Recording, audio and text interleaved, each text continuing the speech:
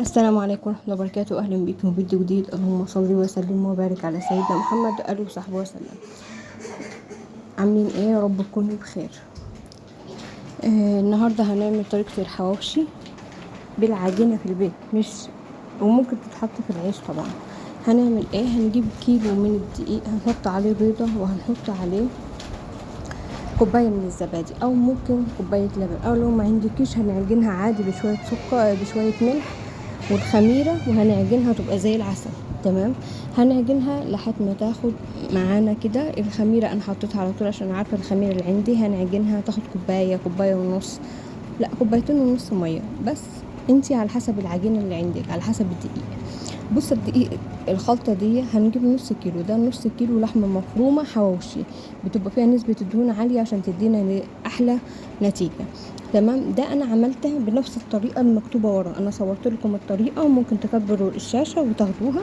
تمام.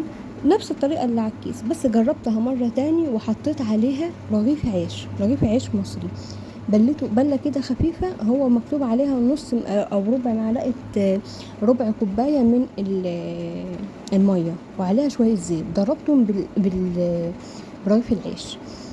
تمام. والله طلع تحفة، كأن انت شامة كده عيش، كأنك شامة لحمة مفرومة، سوري.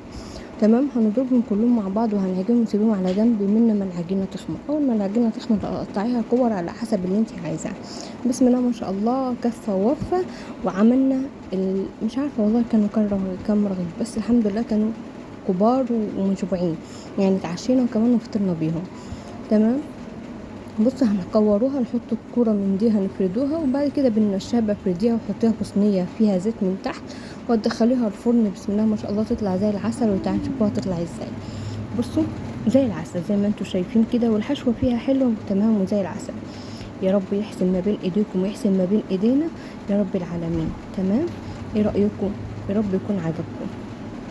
اترككم في رعايه الله وامنه، والسلام عليكم ورحمه الله وبركاته.